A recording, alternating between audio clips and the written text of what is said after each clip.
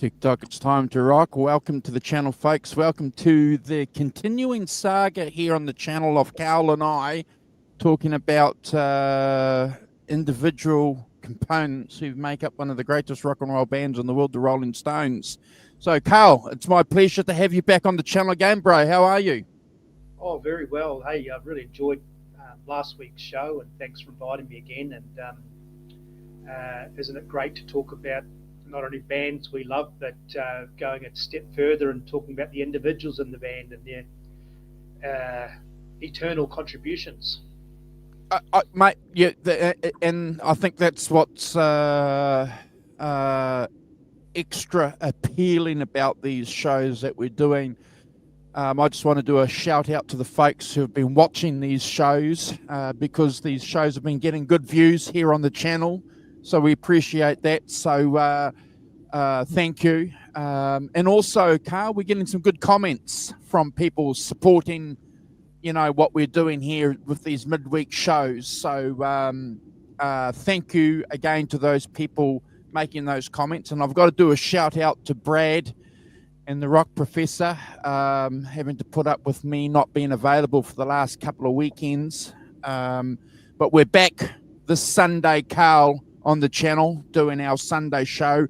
We're going to get together with another good dear friend of the channel, a guy, John ZD351 from the States, from Australia.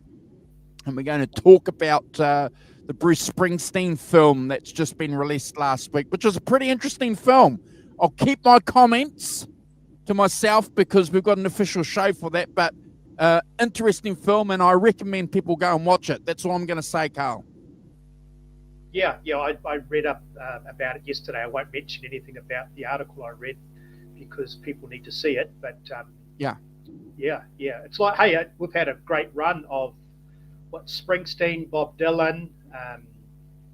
I've got a couple of movies I bought a couple of years ago. Elton John and Freddie Mercury, and the Elton John one got great reviews, but I preferred the Freddie Mercury movie. The guy from England did a great job as Freddie, I thought. Look, I agree with you. I thought he did a great job. He had a lot of his mannerisms down. And what I particularly like about these films that we've been getting through recently is the production value, the money they're spending in the production. You know, that Bob Dylan film especially, you know, the streets, the scenes, the hotel rooms, the period correct musical instruments, Carl, it was just fantastic. And again, they've done the same thing with the Bruce Springsteen film. Good stuff. The CGI and the sepia tone and managing to get the right lighting is amazing what they can do, eh?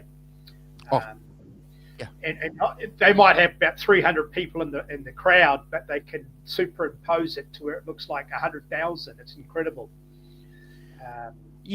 And I think the key to the success of these films too is that clearly the production team, the set designers, and the directors, they're all fans of the subject that they're presenting to us too, and it comes through clearly when you go and read articles, if you want, or chase up and do some research. It becomes abundantly clear that they're fans. So they're kind of nurturing the project, Carl. Yeah, it's like Scorsese with The Last Waltz. I mean, a pro capturing pros as opposed to some studio hot show capturing something where his background is in poetry and he's trying to do music. You know, it doesn't quite work. Like the famous Cream farewell with the camera forever haunts. Well, that was just completely nuts, you know, because the camera, they had no idea. They just thought that was like being cool. And again, that's just absolutely nuts. So I've got to do a couple of shout outs before we talk about the show. So I want to do a shout out to you, obviously, Carl. Thank you for jumping on and doing these midweek shows. We're going to get together next week and spend an hour and a half, folks, talking about the great the great Charlie Watts and his contribution to this band. And again, that can't be taken lightly. We're going to spend some time sharing our thoughts and experiences with Charlie. So I want to do a shout out to you, Carl, for giving us that time from your life to do that and contribute that here on the channel. And also we want to do a shout out to Peter Green, because today, the 29th, is Peter Green's birthday, Carl, and we're big fans of Peter Green. So happy heavenly birthday, Peter Green. Yeah. I still, I was listening to, I think it's the Vasali sessions. Just recently, and just different version. Well, a different studio of their famous songs, different, B-sides and outtakes and clever stuff. Yeah, clever stuff. You're right. And we've got some good friends of ours in the chat here joining us live. Arvin Gaunt from Canada. Good to see you, brother. Thank you again for your continued support here on the channel. Not only with your comments and joining us here in the chat, but also with your subscription to the channel. And we ask you, if you want to support the channel by becoming a channel member, you can join us here. And there's 3 levels there for you to choose from if you wanted to help support what we do here on the channel, talking about music and running the channel, because like everything, there's always a cost involved. We've got Mission RD100 in the chat joining us again. So good to see you, brother. And the good thing about these guys in the chat with us, Carl, we know that they are just like you and I, Rolling Stones nuts, bro. So, yeah, fantastic. The band that refuses to die. I couldn't have put it better myself. Aren't they talking about a new album? Yeah, they're recording. Wow. Yeah. Unreal. Yeah. So, I don't know what it is. But I have to be fair, I haven't actively sought any information, but because we're subscribing to a lot of different channels on our social media accounts, I'm sure if anything comes up anyway, it's going to be presented there for us. So it'll be interesting to see what they present to us. Yeah. Well, Bill Wyman, I'm glad you mentioned Bill Wyman, because as I periodically check Facebook for notifications, I think it was yourself or someone else mentioned happy 89th birthday. What a milestone that is. Yeah, I know. 89. I mean, yeah, that's 11 shy of a centenary.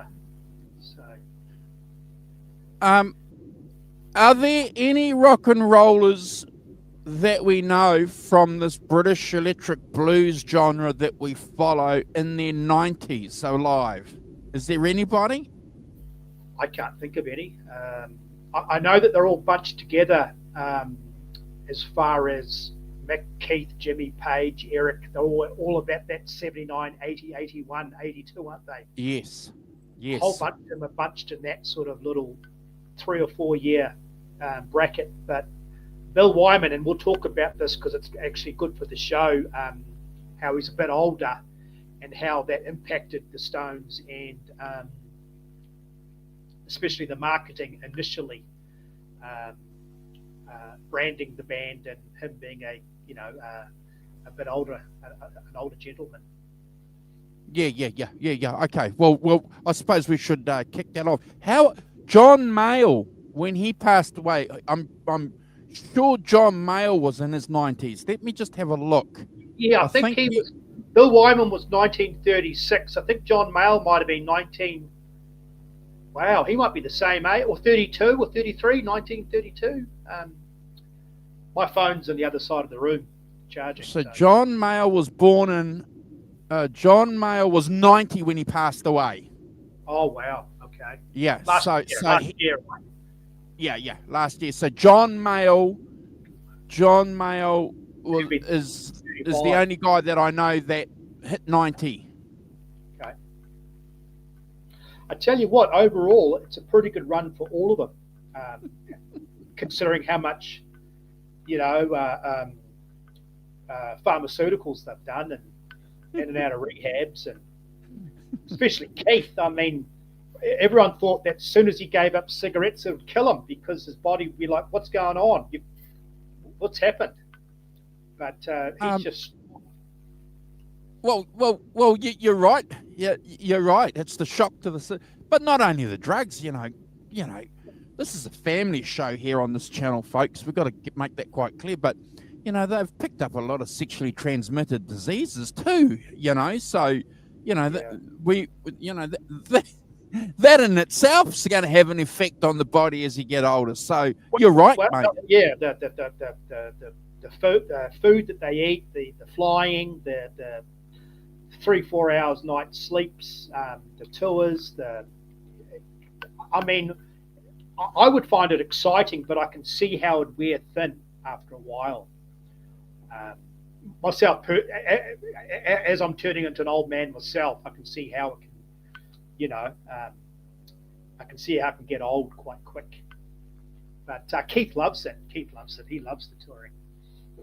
And so does Eric Clapton. That Planes, Trains and Automobile DVD that came out around 2014, and it's a fascinating DVD because not only is it showing him playing his songs, it's also answering questions by a reporter. I forget who the reporter is, and anyway, they're asking him, what is it about touring that still motivates you? And he's saying, well, he's still restless. He loves touring. He loves the idea of having different hotels. But the older he gets, he doesn't want to have long tours, and he doesn't want to be too far away from home because he's getting older, just in case something happens. So it's a little bit like the Rolling Stones when they do a summer tour in the States. It's only 8 gigs or 10 gigs now, isn't it, Carl? Not even that. Wow. Well, yeah, they've got to space it out, I imagine. They can't handle when that 69 and 72 tour would be like Baltimore, Maryland on a Friday, then Madison Square Garden Saturday and Sunday. And some of the Beatles and the Stones, some of them they'd do an afternoon show and then a night show, 2 on one day. Correct. Early on, absolutely. Yeah. Yeah. They'll do a lunchtime show. You're right. An afternoon matinee show and then an evening. Yeah. Crazy, bro. And remind me if you can pull up the picture while we're doing the show of talk about hotels and dates. Is Rolling with the Stones, the Bill Wyman scrapbook that he compiled. I have it, but it's just too big for me to show. Sure. It's a coffee table book. I brought it back it's incredible. States. But hey, John. But hey, Bill Wyman, obviously, happy birthday, Bill, 89. As we know, with the Stones and the Beatles, the Lennon McCartneys and the Jagger Richards share the majority of the limelight, being songwriters and incredible musicians and marketing, the faces of the band. But Bill Wyman, he came about in 1962 as a person auditioning, and I just realised this today, but I used to know it. I used to know all their birthdays and years and dates, but he was 26 in 1962. Wow. So he was already, to the young guys, a bit shallow. I mean, Mick Keith and definitely Brian, they were like, oh, what's going on here? What do they call they call them geezers, don't they? What are the English slang for an older guy? Well, Brian called anyone that was a working class guy, they called them Ernies. Ernies, okay. Ernies, geezers, codgers, old codger. But he came into the audition not only knowing how to play bass, because he'd been a working musician for 2 years, and having picked up the guitar in 1957, so he had some chops. Yeah. He was what they call a greaser, a rock and roller. So he was a perfect foil for Keith Richards' Chuck Berry style songs. So there couldn't have been a better person to fill that role as Billy Wyman.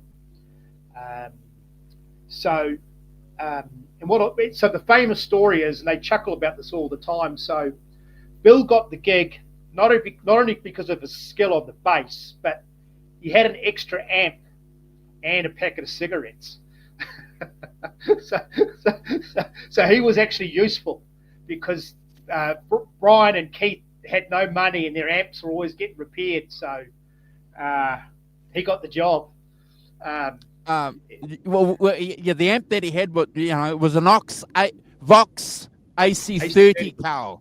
So it wasn't a shitty old shitbag box amp. It was, an amp to get Keith and Brian. Brian and Keith were licking their lips when they saw that amp coming in through the door, didn't they? Yeah, it'd be like you rocking up with a Fender Super Reverb or a Twin Reverb or something. It'd be like, and I've got my crappy Slate amp, solid state. And like, whoa, tubes, lights, action.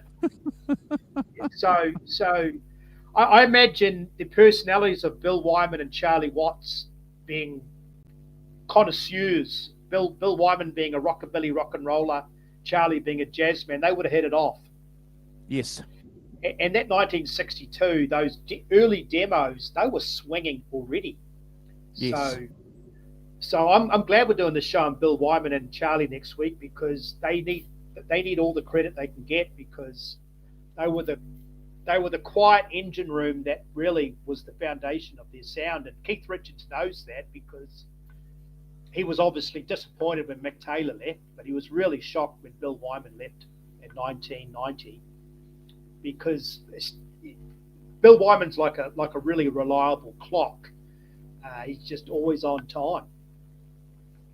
Yeah, and I think the point that you made too about him being a performing musician for a considerable amount of time before he did the audition, that was an important thing, because as much as the other guys in the Rolling Stones were performing, they weren't getting paid a lot. A lot of the gigs and all that, at the Ealing Club and all that, they were kind of free gigs. They were sort of, just standing up and playing. But Bill was, a professional bass player, and we'll talk about his bass playing. I've got some photos there too, because besides being a bass player extraordinaire, he's famous for inventing the fretless bass. So we've got a couple of pics there. Yeah, reading up about that today.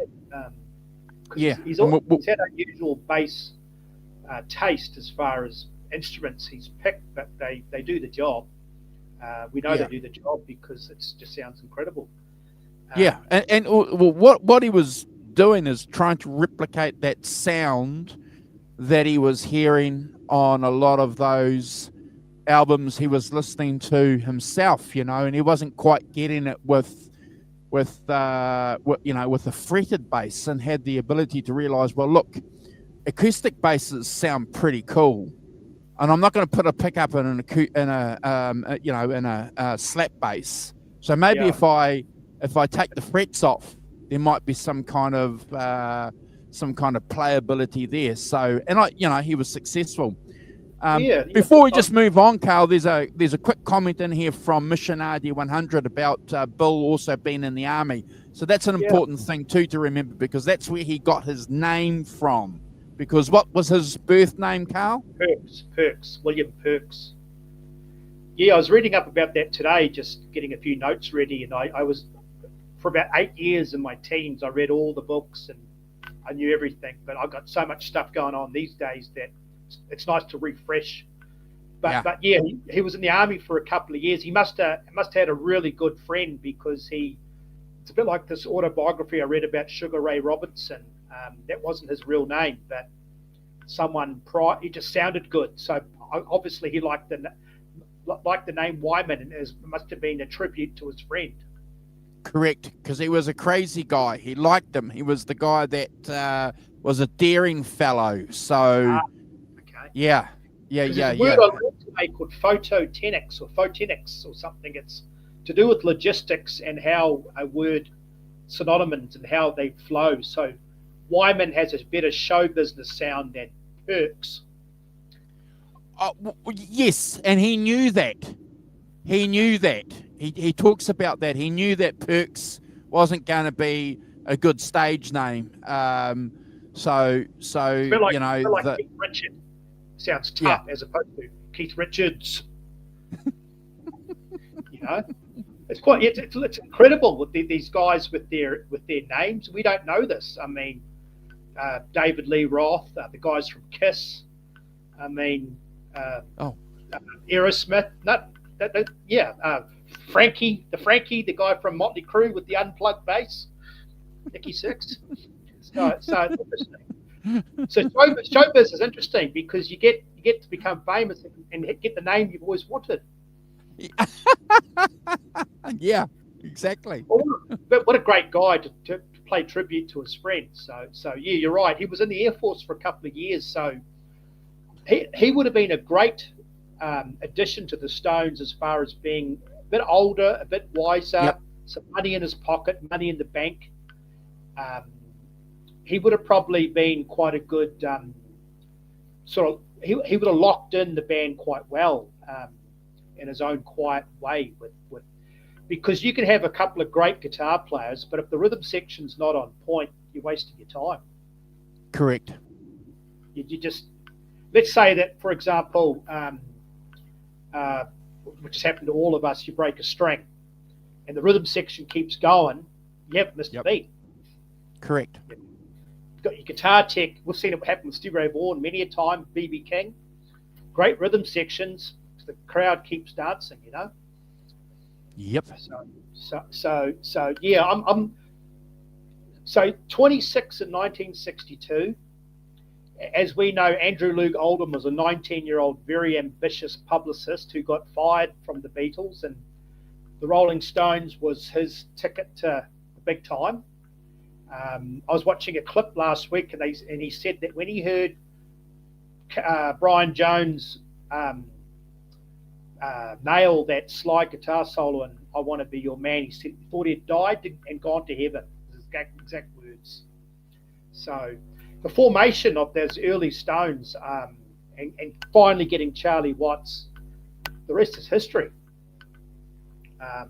Well, that's what I was going to say. Sorry, the point I'm making is they were very clever initially to avoid or try and hide the fact that Bill Wyman's had a regular family and was a regular guy and probably had a lazy boy chair and a pipe, and you know his wife made him dinner at 5 o'clock. You know, so they wanted to keep that silent, didn't they? Yeah, 100%, and they did that for a while. Incidentally, they did that too with John Lennon for a long time as well. But one interesting point, though, early on, though, is that Bill realised that he had to fit in a little bit better, and I think he talks about it in his film as well, if I remember rightly, or somewhere in some interviews. So he starts growing his hair, you know, starts combing his hair out, and he gets acknowledged by the rest of the band when they notice it, you know, and they give him a bit of a wink and a nudge and say, yeah, you know, good on you, good on you. Good on you, Ernie. And he starts to act a bit angry in the photos. You know. Yeah. Well, that's right. Interesting persona. Didn't he have when he was on stage with his bass, holding his bass up like that? You know, very unique. Yeah. So his two biggest influences was a friend. I saw the name today, but I've forgotten it. Forgot off the top of my head. His friend who was in the English blues scene, who was apparently auditioned for the Stones, but I never read that in my book. But apparently it's true. Showed him how to do the walking bass line, and the other big influence was, which is huge with the Stones and Keith and Brian and Mick would have loved it, was Willie Dixon, stand-up bass. Yes. So his friend played in English sessions and for Lord, Screaming Lord Such or something. I think his last name was Fenson or Fencourt. Yes. But he had a fretless bass, and I think it made Bill Wyman quite curious. So that was an early influence on Bill. Was in order for him to get a bluesy sound and a rock and roll sound, he wanted to have a walking bass line and have a certain a sound that was unique. Which I mean, when we see Bill play live, he's just beautiful. And when we know about walking bass lines and Willie Dixon, it's the space in between the notes that's so important, because there's a slight pause, and that's what gives you the swing. Yeah, So, and also, when he's going from a G to a C, he might be playing, a C sharp, chord, when he's coming back down to the C. Again, all very interesting and unique to bass playing. So I'm just going to throw up some pics. So this is the original. This is the Dallas Tuxedo bass in its original form when Bill bought it. So he bought it like that, and this is how it ended up when Bill put it in a bandsaw and ripped the frets off. And you notice it's got the single pickup there. I thought I had another pickup, and here's Bill playing that. Yeah. Wow. But yeah, again, ahead of the time. Everyone talks about Eddie Van Halen, doing guitar mods. Bill Wyman, mate, he was doing bass mods, Carl. Yeah, and I just sort of just occurred to me now that he must have really good ears, because it's quite courageous, or quite to have a fretless bass. You've got to be on point, because for me as a guitar player, I rely on frets to get me out of trouble. It's like a map, like a bit of a road map. Where fretless bass, those guys are pure musicians, because it's just all feel. Obviously they're hitting A, but I know I'm hitting A because it's dot number 5. Someone like Bill or Willie Dixon and those guys, wow. So, yeah, hats off to them. I mean, unusual style, not as playing, but unusual bass choices. But I'm so used to Fender Jazzmasters, or what else am I used to? Rickenbackers. The fact that he went out of his way to, it tells me that he was very serious about his sound. A bit like Brian May from Queen. Slab of wood and a nickel, and I want to get my own unique sound. Very good point. Yeah.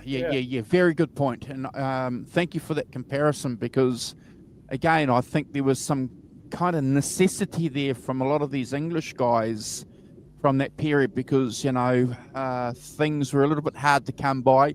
They weren't earning a tremendous amount of money, Carl, and let's be clear too, Fender Precision basses were always expensive, and they weren't just in every shop in London. Like, you can go around the world now and pick up a precision bass, Carl. Well, yeah, we're talking about American-made guitars with the most choicest cuts of wood, mahoganies and alder and all sorts. And then you've got the import costs and the shipping costs. I was reading today about the price of his bass, and they did an inflation calculation of today, and we're talking in between $1,500 to $2,500 back in 1962. Well, that's not cheap. No, not at all. To a guy with a young family, I think was it Gary Moore or some musician I was reading about? Or was it Mark Knopfler? His father put the guitar under the Christmas tree and he took out a loan or a hire purchase. You know, it was a big deal to get these guitars. Oh yeah. Sorry, these instruments. You know, because we saw the Stones in there. Keith had a pretty beat up F hole, wasn't a Gibson or anything. Brian had some sort of a Gretsch that was as big as him. You know, it took them a while to get their signature instruments. You know. But we've got to remember, after the war, a lot of these families didn't have much money, and obviously music was an escape from such a bleak previous 10 years that to get anything that plug. I mean, 10 years prior, they only just discovered plugging guitars into amps. It was all skiffle, wasn't it? Yeah. Again, that's a very, very good point. You know, these guys were skifflers. They were playing washboards, broom basses, and acoustic guitars. And if you were lucky, you had a guy playing the spoons. And I've been listening to a guy called Johnny Kidd and the Pirates, and that's another discussion in its entirety. But they were big prior to the Beatles and Stones, and they had that rock and roll Eddie Cochran kind of sound.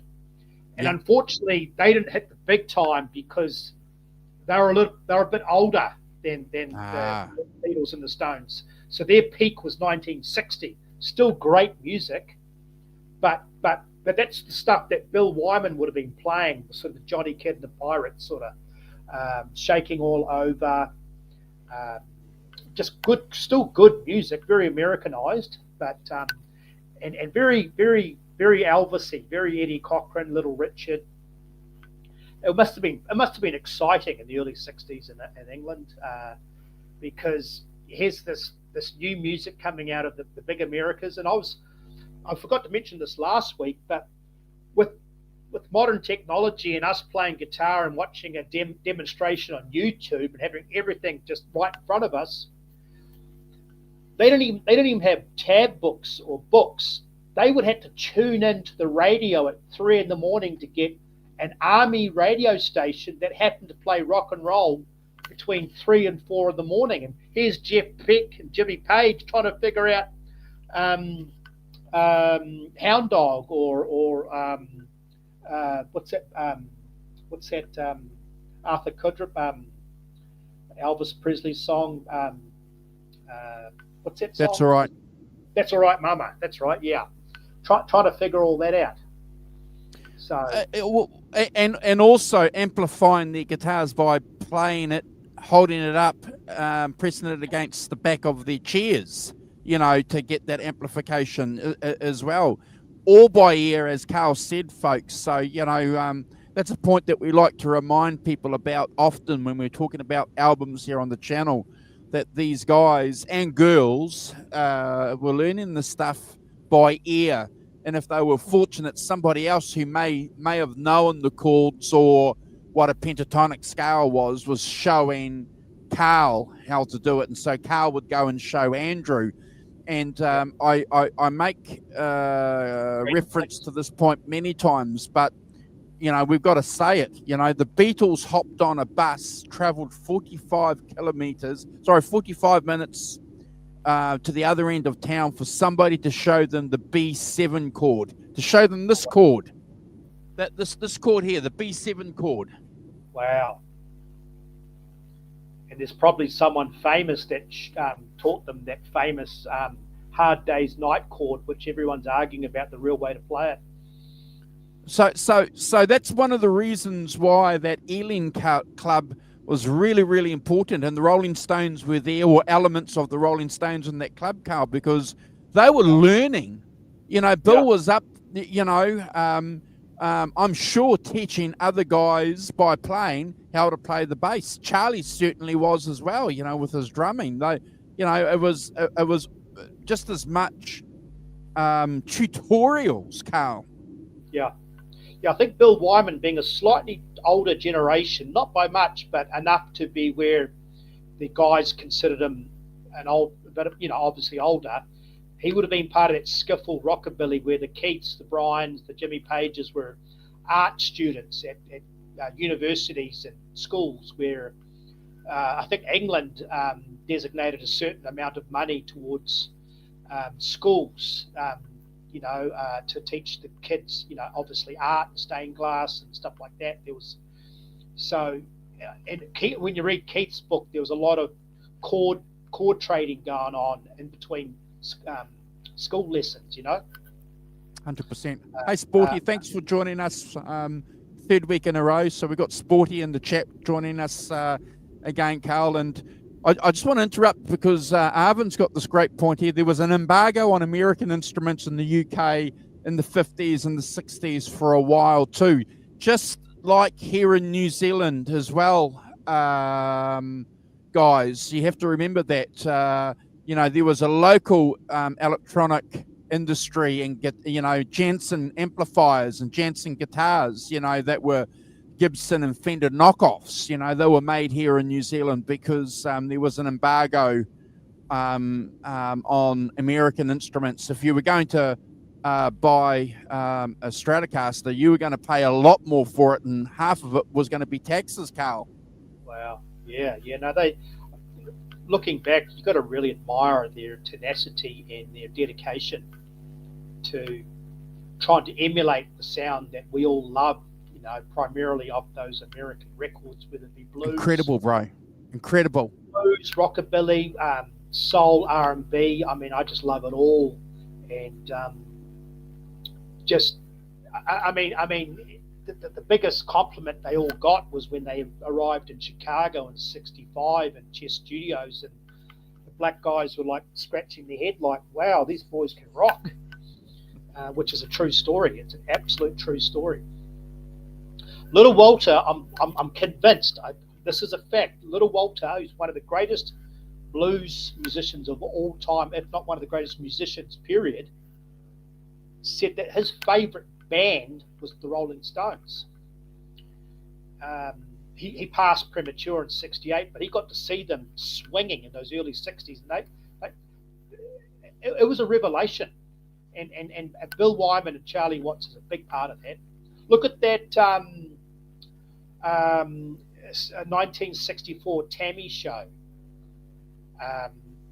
They had to follow James Brown, and Charlie Watts' kit is stripped down. There's nothing to it. There's a snare, a tom, double bass, ride cymbal, splash, maybe another little, whatever it's called, tom-tom, couple of Fender twins, Bill Wyman with the stripped down bass, and the sound that they got is incredible.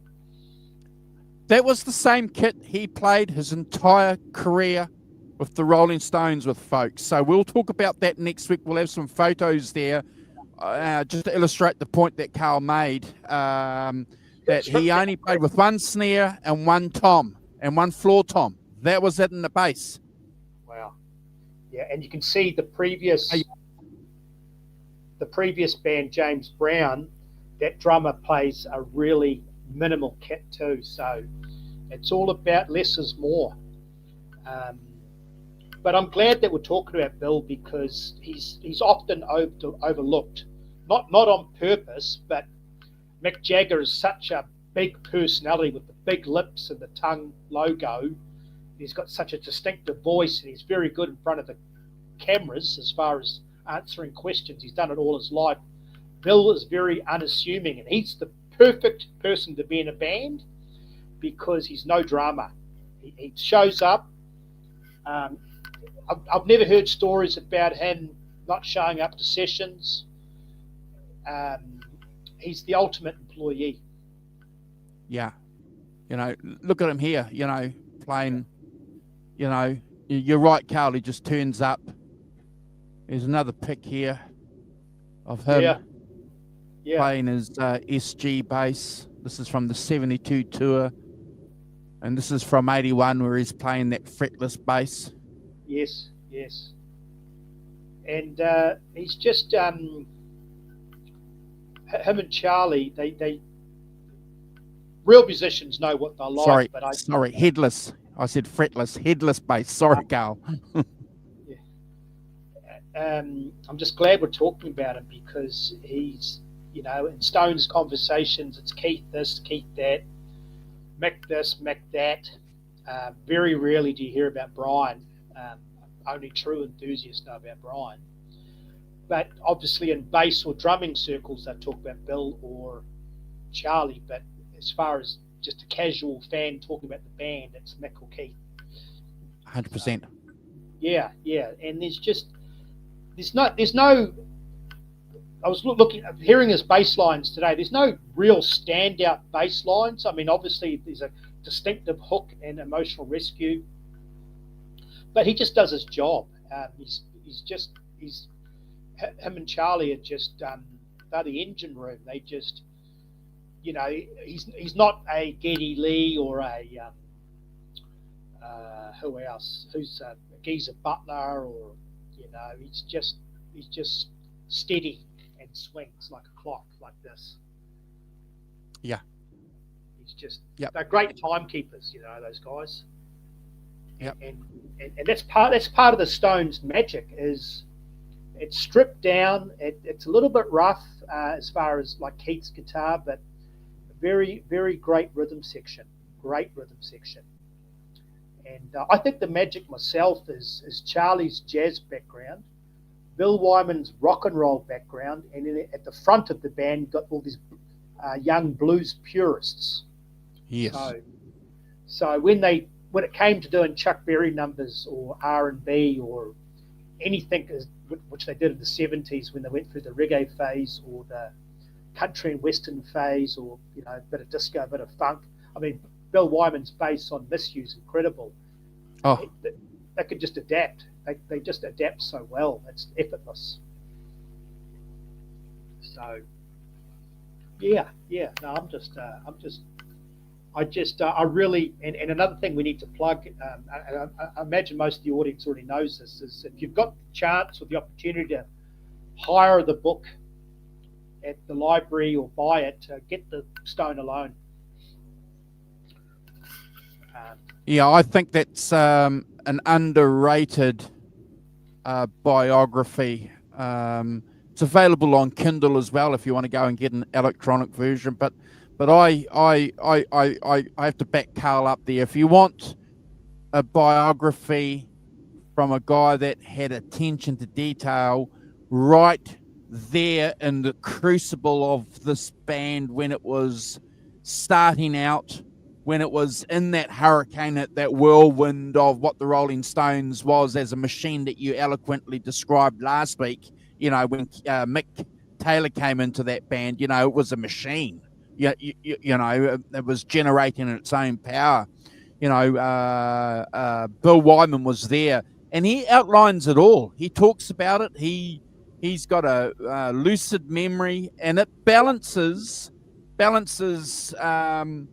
a lot of the stories that Keith in his biography has said. So with those two biographies, you'll be balanced. When I read that book, I think in my late teens, it's a very dense, thick book. So don't be intimidated. It's big, but it's full of.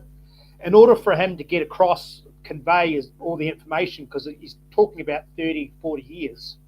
What I like about the book is a third of the book is dedicated to the early mid-60s Brian Jones period. The nucleus of the band and what made the band today. So with Keith's book, it's not as condensed, and it glosses over a lot of stuff. But Bill Wyman, as Andrew pointed, is very meticulous. He's been a note taker and a journalist and a diary keeper since he was a little boy. So he's a great asset to the band and music in general because you can take his word.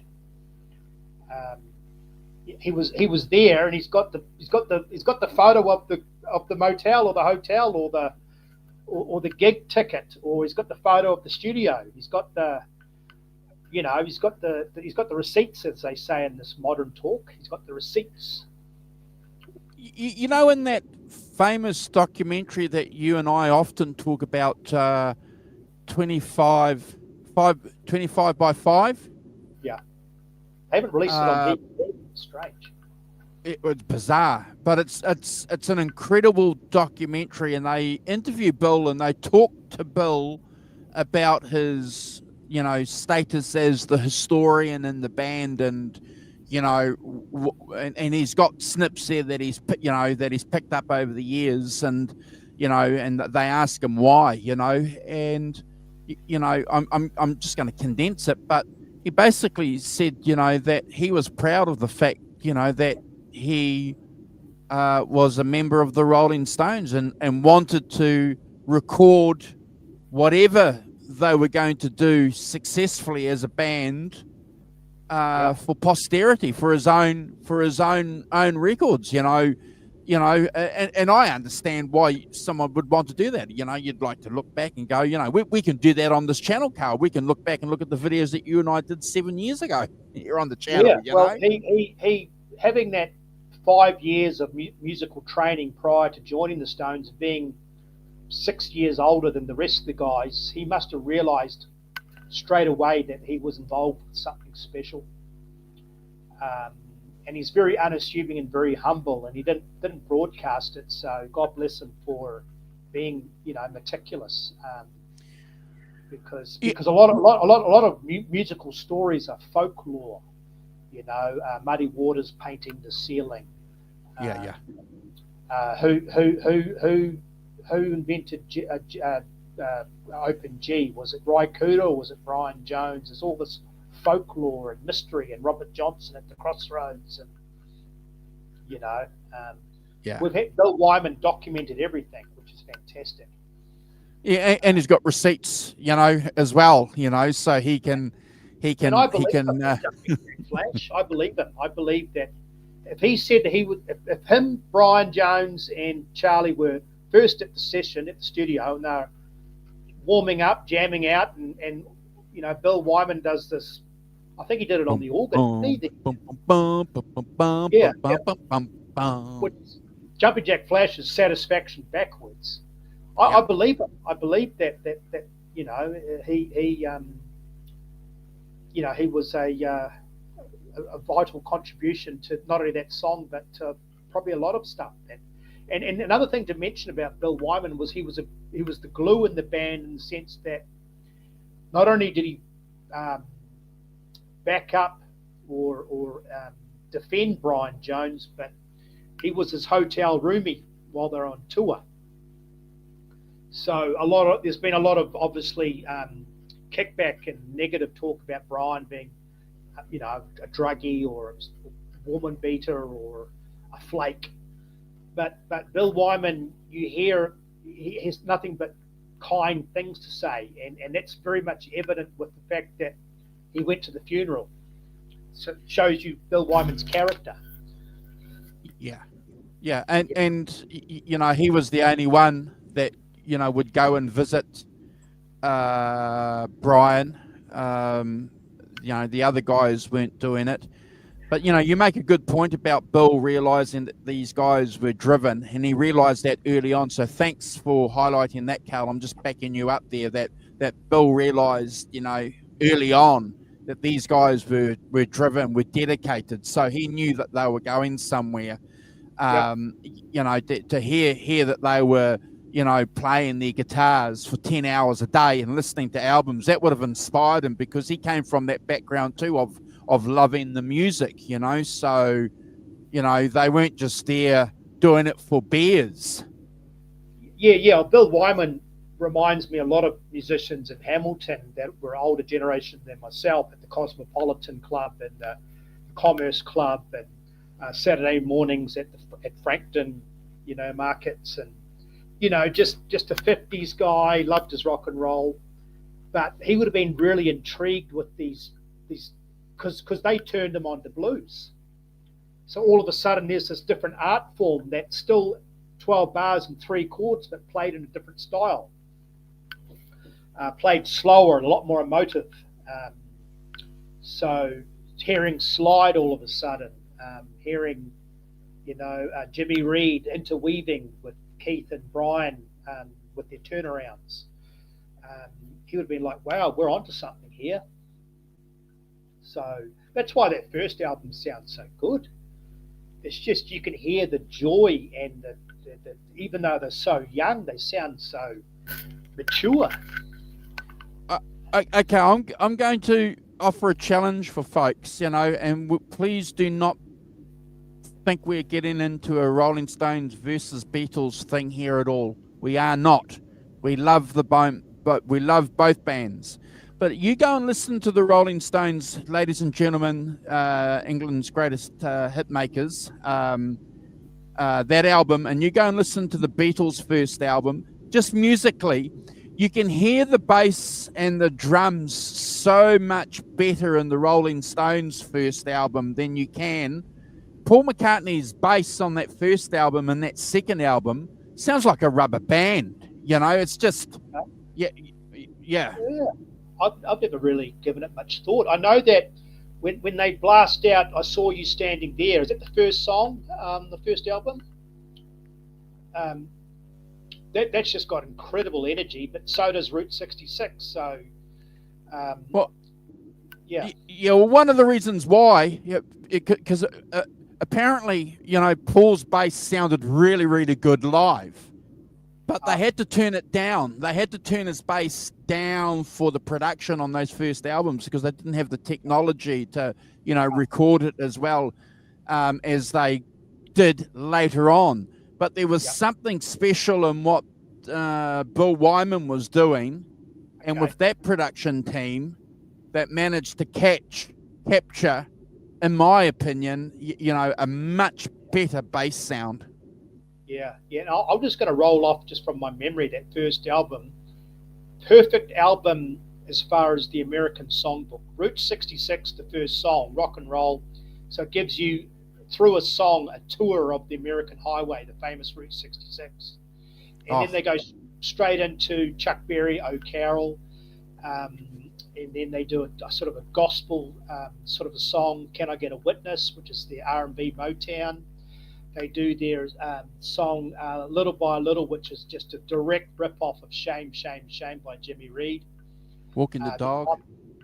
Walking the Dog. I'm a King Bee, which is just... I'm a King Bee. That's a classic.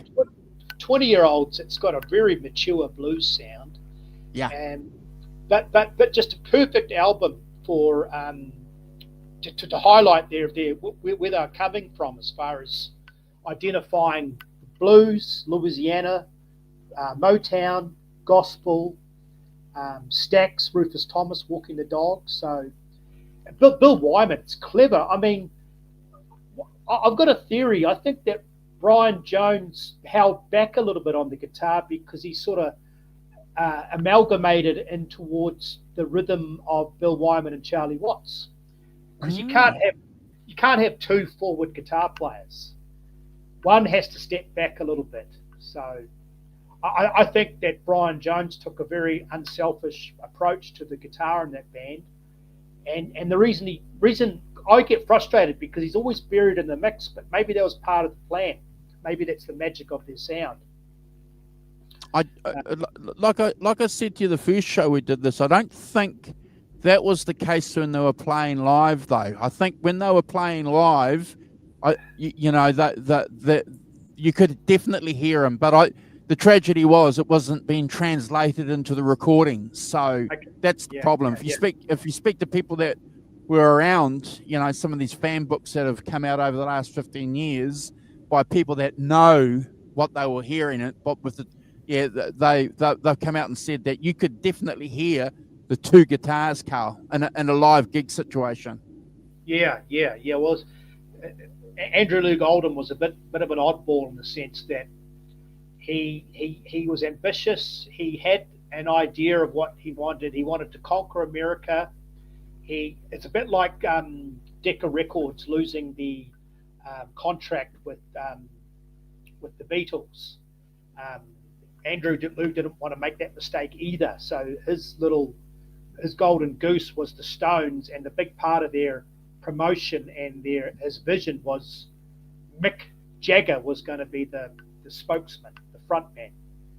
And the first 2 years, it was clearly Brian Jones who had the skill, the look, the intellect, and he had, but there was definitely a shift, and Andrew Luke Oldham was a part of that. So maybe that, maybe we saw that a little bit at the studio as well, with putting Keith up the front a bit more. Yeah, it's interesting. There's called the Brian Jones Resource. I recommend anyone listening to check it out on Facebook. There's a guy, I'm not sure where he's from. He might be from Europe. But he goes out of his way to isolate Brian Jones's recordings, mention how great he was with these interesting instruments, and he also goes a step further and plays how it would sound himself playing the instrument, the guy that's running the Facebook site. So yeah. But I was listening today about Mother's Little Helper, and just that little touch that Brian did was fantastic. But the way that Bill Wyman slots into these songs is just incredible. Nothing's difficult. He just slots in. He must have been a joy to work with in the studio. Well, yeah, to the point where Keith Richard told him to piss off a couple of times. I'm playing bass on these tracks, so he said, "Yeah, no problem." Yeah. Was there ever? I've never read where they said, "Oh, Bill couldn't get the line down," or "Bill had problems," or "Bill didn't show up." I've never read anything like that. I read where Charlie Watts had a bit of a problem on Black and Blue with some reggae style, but which I can completely understand, because that's a very hard rhythm to emulate. But Bill Wyman was in shape. It had nothing to do with Bill Wyman's ability to play bass. It had everything to do with Keith Richards' ego at the time, where he was getting the tracks laid down. So, he was on a run. He was, the muse was on him, and so he was laying these tracks down, and it got to a point where he was okay with it. And Sympathy for the Devils are pretty basic. It's just 3 chords, three chords, and then the bridge has the B. The B, correct. E, A, and it's so comical looking back. It just sounds so great, but that's the Stones' magic. Is it's a bit like an Italian cook. What they can do with fresh tomatoes, olive oil, and garlic is just incredible. Simple ingredients.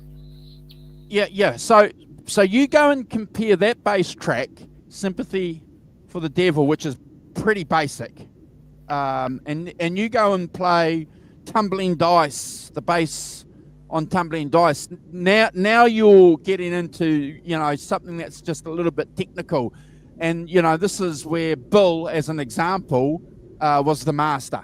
Playing the bass on those tracks. So, it had nothing. And I'm glad you brought that point up, because in all the research that I've done in the last 30 years, I've never read anywhere where they've said Bill couldn't nail the bass line, so I did it. Yeah, Keith's got all the time in the world in the studio, but when the lights and cameras and everything's on you live, that's when the business is the business, and you're playing naked basically. All will be revealed. So I like Daryl, and he's got a bit of funk, I'm not going to say he radically changed the sound, but Bill definitely was a big part of your sound, huge part. It's and the amazing thing about the Stones, and any person who plays in the band will tell you, I'm just going to bring an example, Megadeth, with so many people coming in and out of the band, that the gelling is not quite there. But with the Stones and the Beatles having the same guys, it's just like this beautiful symphony, this harmony, this chemistry. So, and Keith's very much a protector of that sound. That's why he gets so disappointed when your Brian doesn't turn up to the studio, or Mick Taylor hands his notice in, or or Bill Wyman 1990 says, "Hey guys, I'm going to throw it in. I'm sick of flying." Part of Keith's lament would be because he's so protective of their sound. Bill Wyman and Charlie Watts just a big part of that. Oh, yeah, 100%, 100%, and I'm glad that we're talking about that, because you know I'll never forget Emotional Rescue. You know, the video of that, and Start Me Up, and I think John ZD351 made a comment about the way that Bill and Charlie look at each other and roll their eyes, you know, when Keith and Mick are doing their thing, you know.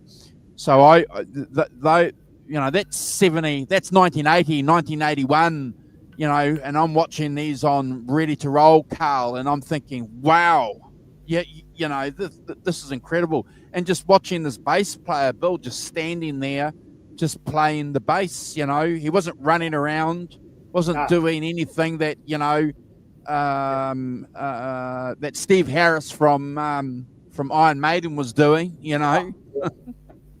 Well, I like Bill being sort of like the old man in the band, because you can't have 5 jesters in the band.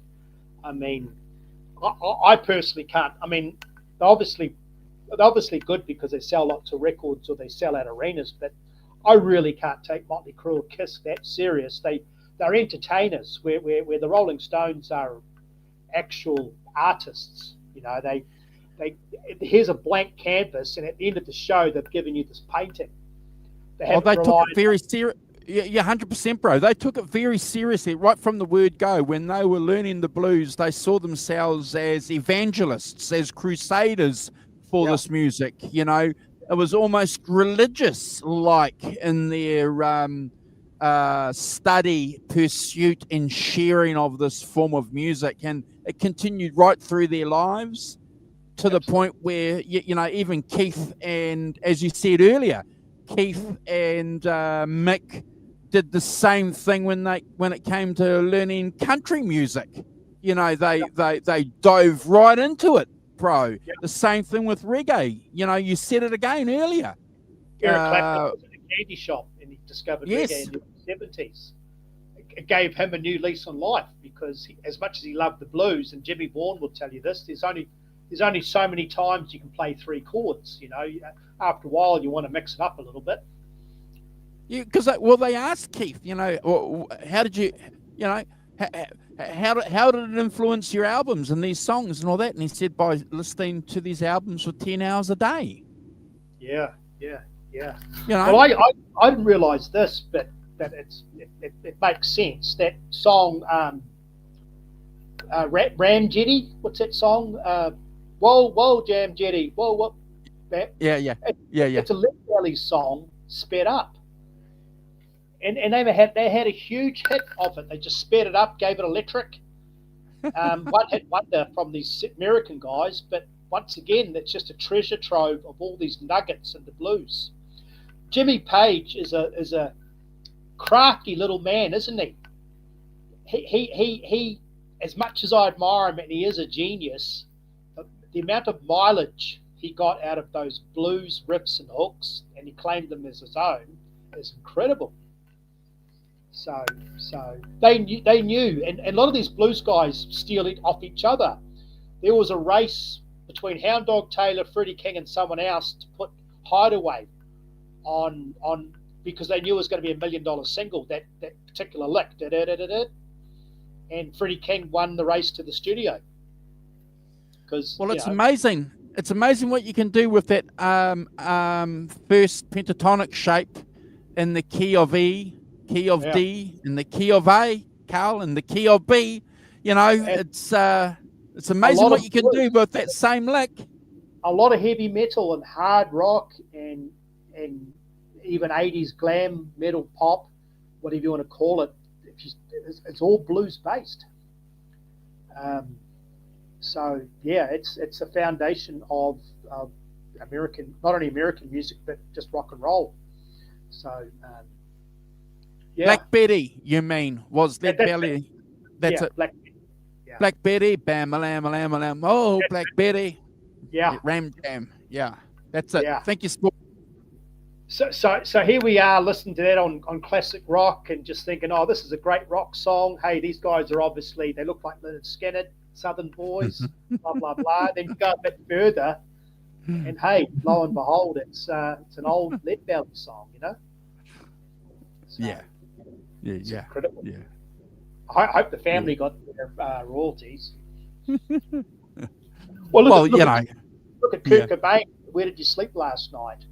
I oh, wish I'd never one of the told that best, out. one of the best versions ever, though. Yeah.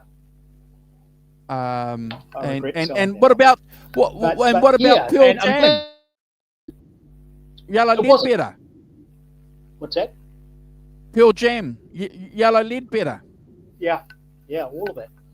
It wasn't until 1975 that the Stones started to play around with stages and having props and taking their circus act to a larger, more visual look.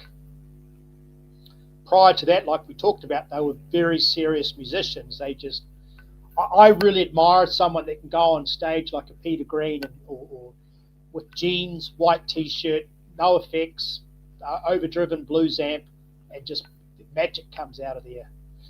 I was reading up about Eddie Van Halen yesterday, and he was trying to get that Eric Clapton sound, and you'd know this more than me, but he took apart a Les Paul, and P90s was the wrong pickups, and he was just a serious guy, serious musician. He was serious about his sound and his tone.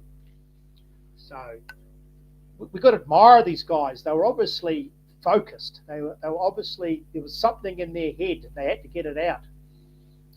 ADT too, probably, these guys. That there was probably very determined. There was, but very focused, very tunnel vision. Yeah. I was reading up about Rudy Sarzo. I'd love for you to get it. You could probably get him on Facebook and interview him. The bass player with Ozzy Osbourne. He very liberally gives interviews out all over the world.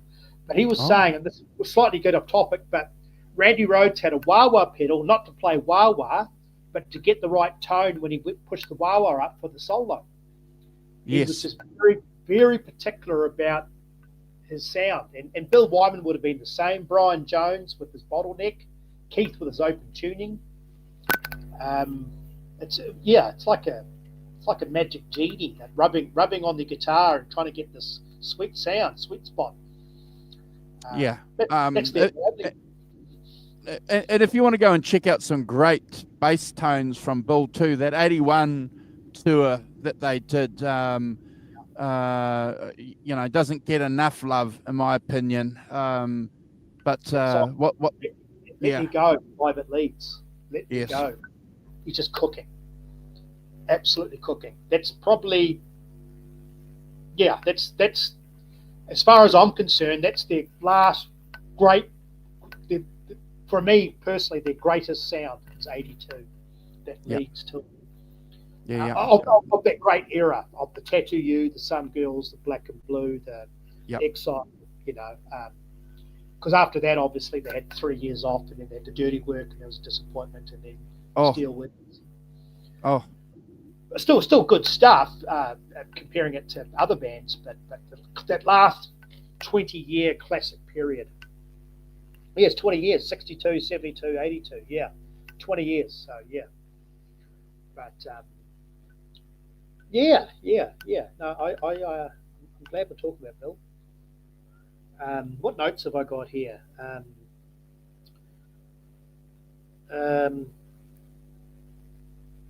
He was actually, we talk about Brian Jones, he was a good confidant of Mick Taylor as well. So he was very close to Mick Taylor. So he's a great guy in the band in the sense that Brian might have been having problems, Mick Taylor might have been having problems. He sounded like a really good listening ear. And he's Bill Wyman seems clever enough. He knows that the Stones are paying him. He never trashed them in the media. Obviously, he wrote the book, which is based on facts, but he's a classy guy because he conveyed everything in a classy way. You know, Brian had the slide. Keith was enamored with Brian. I did the original riff of Jumping Jack Flash. I'm really glad the Stones let me do that song on Satanic Majesty's request. You know, what's that song called? In Another Land. Yeah. And then, you know, it was probably an itching of him to do some solo stuff. And, you know, with the Jagger Richards machine being the way it was, he just didn't quite have the voice. So he did a solo album in the early 70s, didn't he? Sujri's a rock star. Yeah. But no, you're absolutely right. He never, as far as I know, ever ditched the Glimmer Twins. Yeah, him and Charlie were very classy guys. They, you know, like a family, like any working relationship, you're going to have your ups and downs, but there was no drama in the press. They knew they were onto a good thing. The Jagger Richards was the bacon and the eggs, the bangers and the mash. It was the staple of the whole catalogue. And if they could add something here and there, you know, they would. I guess they were grateful for the most part. Well, when they interviewed Bill when they were moving out to go to France, they were asking Bill, you know, what his experiences were, you know, of France were like, and he said, well, look, you know, obviously they had to go, and he wanted to go from that perspective, from a business perspective, because, you know, the band was his job, pal, you know, and he liked the money. He made that quite clear. But, you know, in France, he didn't get fresh cream, he didn't get piccalilli, he didn't get blue vein cheese, and he didn't get Earl Grey or PG Tips tea bags, you know. Yeah. It makes me laugh. You got these guys who, at a certain stage, money wouldn't have been a problem, but they still had their humble roots of scones and butter and Earl Grey tea and chutney and bangers and mash, and, you know, what you get. I read today. This is quite funny. I didn't know this, but he pulled a sickie on Mick and Keith to watch FA Cup final soccer game. Correct. Yeah. So there's a bit of humour for you, and a little bit of humour before I forget. So obviously he didn't have many vices from the drug point of view. We were just girls. Just girls. So he played the bass upright. Yes. Because some people said it was to block the light, and other people said it was because he could get a full view of the girls in the audience. So, correct. Yeah. So that was his vice. We didn't hear much about him being a drinker or a drug user as such, but and I always thought he was just a happily married man, but it turns out that he impregnated an Australian girl who moved to New Zealand. Yes. So there's a New Zealand connection with us, with Billy Wyman. Yeah. And so Mick Jagger's mother's from Australia. So these guys are down under. Yeah. So good point. You know, clean living guy, didn't take drugs at all, and, you know, he's made comments from what I can remember over the years, you know, about, you know, Keith in particular. He backed up what Charlie said. You know, the problem is people would get together with these guys and they think they could go one for one with Keith. But, you know, most of these guys couldn't keep up with Keith, you know, and they'd often... Keith said that the math doesn't add up with Bill Wyman and his 3,000 woman theory. Yeah, but he had a revolving door in his hotel rooms. Yes. Yeah. So that Billy Wyman was he said his one vice was woman. So and living that life, being on tour, because let's face it, I mean, he's not a he's not a 6'2" chiseled Greek god-looking guy, is he? He's probably 5'8". He's not an ugly guy, but he's not, but all of a sudden the woman are coming to you. It's a no-brainer, isn't it? So. So here's a photo of him here in the late 60s. Here's a photo here of him with Mandy Moore, the girl that he married, and see he's got the Rod Stewart and the Ronnie Wood hairdo going on there. Yeah. So for the audience out there, and it's hard to wrap your brain around this, because if you're sober or straight, you still got to think, and your brain's working overtime. So Bill Wyman married Mandy Smith, whose mother eventually married Bill Wyman's son. So Bill Wyman turned out to be the son-in-law of his son, whose father was the son's father's ex. If you can figure that out, call me back.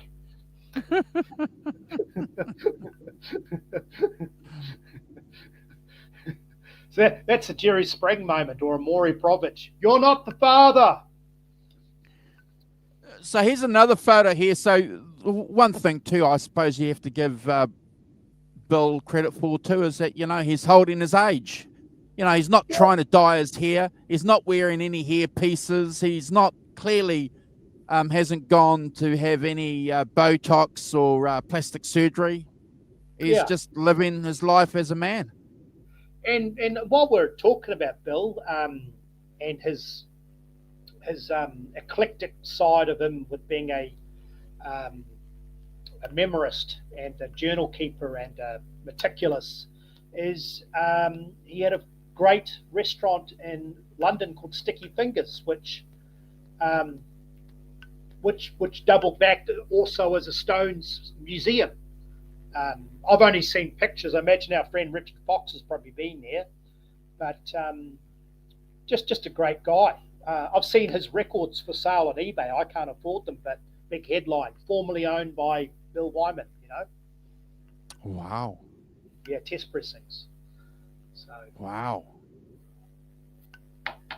But yeah, the Stones was a big part of his life. I mean, being a little bit disgruntled like Brian or Mick Taylor with the songwriting aspect, but the fact that he's written a couple of books, got a big scrapbook and a personal memoir autobiography, Stone Alone, having a restaurant, putting his hand up for documentaries, and always happy to answer questions. It's a big part. It's a huge part of his life. I don't think there's any bitterness at all with him. And I can completely understand why in 1990 his fear of flying, because after a while, I don't care if you're evil Knievel or not scared of heights, most people don't like planes. I don't drink anymore, but when I used to drink, I would have to drink to get on a plane because it made me feel better. Yeah. He's written a couple of books, History of Blues as well. Okay. And also The Quiet Stone, or The Quiet One, or something like that. He's done a documentary. So, yeah. He's very proud of his legacy, and rightly so. And I think we're going to wind the show up soon, folks. But I think he's going to be recognised and remembered, as a pathfinder, as a person who paved the way for bass players in the future, Carl. I think so. He won. A lot of people don't know this, but he was bass player of the year, and he was just a quiet achiever. He was bass player of the year for 2 years in a row before Keith Richards was even recognised as a guitar player. He was winning polls. Wow. Before Mick Jagger was getting nominated for vocalists. So, yeah, good point. Yeah, I mean, we talked about Geddy Lee before, and it just come to my mind now, Jack Bruce being such an amazing bass player, extraordinaire. But Bill Wyman's different. He's less is more, walking bass line, and it's just magic. He slots in so well. Um, Another thing I'd like to mention, I remembered now, was we're talking about Bill Wyman's character, was he was instrumental in organising Ronnie Lane's arms concerts, wasn't he? He was him and Eric Clapton. Yes. So it shows you his character in 1983, going out of his way to do a benefit concert, which was such a success that they managed to tour all over America, didn't they? So we were blessed to see Jeff Beck on stage and Jimmy Page doing a Beethoven number in his state at that time, which was unusual, but he pulled it off. And just we were Eric Clapton clean shaven. It was just a joy to see all those guys. They all looked different, didn't they? Yeah. Well, Jimmy Page, all I saw was the shaggy hair and all the cigarette smoke and that black telly. Eric Clapton clean shaven. It was just an unusual look, but they raised a lot of money, and it just shows you the camaraderie between these English guys. Whether it's a Stone, fun. whether it's a Stone or a Beatle or a Faces or the Who, you know, there's and the fact that they love cricket, they love soccer or football, they love their country, they love their tea, they love their, you know, hats off to them. You know. Yeah. These little guys taking on the Americas, you know, and taking the blues out of the freezer and thawing it out. That's what Buddy Guy said. He said he felt like a steak that had been put in the freezer. All of a sudden, I'm here. I've been thawed out. I'm alive. Yeah, exactly. But yeah, Ronnie Lane. Yeah. Just another great bass player, another great English bass player, songwriter. Yes, that song, the Debris on the Debris with Rod Stewart. You know the song I'm talking about? Yeah. Debris. Yeah. He's the main singer. Rod Stewart does the backing vocals, but he's talking about his dad, and it almost brings you to tears. Such a great song. But these guys are effortless. The Pretty Things. That guy, he was really good. I mean, these guys are just so much talent and heart, and just Yeah, well, exactly. You know, and a lot of these guys overlapped. The Dick Taylor auditioned, and then the Pretty Things, and then the Faces, and the Ronnie Woods, and it's just incredible. The Eric Claptons, the Jimmy Pages, the Jeff Becks. What an incredible time to be alive. I wasn't there in the '60s, but we've got the opportunity to see some of it on TV and play the records. Well, I think some of the best stuff that Ronnie Wood ever did was the stuff with the Faces. You know, You know, he went on and joined the Stones, and we'll talk about Ronnie in the future on the channel. And just slotted in there, but didn't do, in my opinion, anywhere as well as he did with Ooh La La. That's an incredible, and he was playing open E stuff and open D. Yeah. A lot of that album's open E. Wow, I did not know that. Okay. Yeah, I love Ronnie Wood with the Faces. I like the fact that it's a very stripped down band, obviously big Stones fans, but they had their own sound, which is great. And then the Jeff Beck relationship with Truth, and a lot of people don't know this, and I wished I'd collected the songs, but Rod Stewart had some great singles, Good Morning Little Schoolgirl, and he was doing some really great blues songs by himself at the age of 22. I read a great book when I was in America called Vagabond Heart. I should buy it again. Yes. Have you got the book? No. Oh, okay. It's a great book. And it just talks about, it's really well written. And it talks about that English period of their love of blues, their love of Sam Cooke, all these guys, gospel, and you can hear it in the music. So yeah. If you haven't figured out the Faces lovers, then you haven't been listening. Yeah, I remember when the disco version of Rod Stewart came out. in 1978 or 79. I was young and I was starting to get into music. And I remember I was watching the video on television. I said, "Mum, look at this, look at this." And it was, if you think I'm sexy and you want my money, come on, sugar, tell me so. And it was a pretty cool song. You know, it's a pretty cool song. And my mum's going, "That's Rod Stewart." And I said, yeah, pretty cool. And she said, "Hold on." And she went and put on a Faces album that, you know, she had buried in the records that I didn't even know.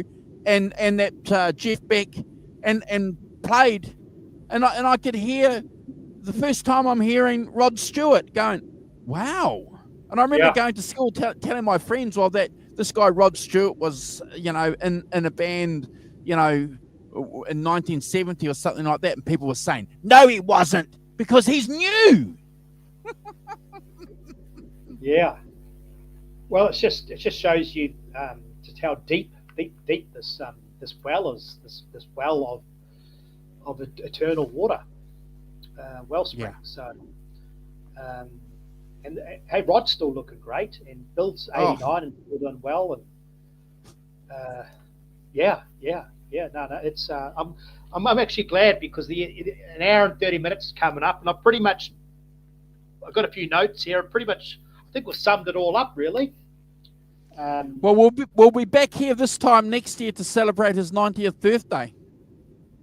Yeah, and he's a clever guy, because he got a hat trick in a benefit cricket game. So a lot of these guys, a lot of these guys are quite clever guys. Eh? They love their football, they love their cricket. To get a hat trick in any cricket is an achievement. Yeah. I would have loved to hang out with these guys, because I reckon, especially yourself included, and Brad and Simon, is being we're all of the flag. We'd be like we'd known each other forever. I reckon we'd get on really well with these guys. You know, because at the end of the day, they're just regular guys like you and I that just happen to be put on earth at a certain time and had a certain talent, and the rest is history. Well, shared histories help when you're having a conversation. You know, the fact that, you know, you're born halfway around the world isn't a barrier, because, you know, you've got music for examples to talk about, you know, or the history of automobiles, or if you're talking with Eric Clapton, you could talk about the history of Rolex watches, you know, or something like that, you know, or cricket with Mick Jagger. You know, it doesn't have to be music. Absolutely. No, they in order to be sane, they'd have to have a few other hobbies. But I just think they're really cool, down to earth guys, and I love them. So yeah. I just couldn't talk about girls with them. That's all. I imagine most of them are pretty much settled down now. So the days of groupies and tours are probably long gone. You should hope so. You should hope so with those guys. Yeah. Brother, it's been a pleasure hanging out with you for this week's installment of digging deep into the life of Bill Perks, also known as Bill Wyman.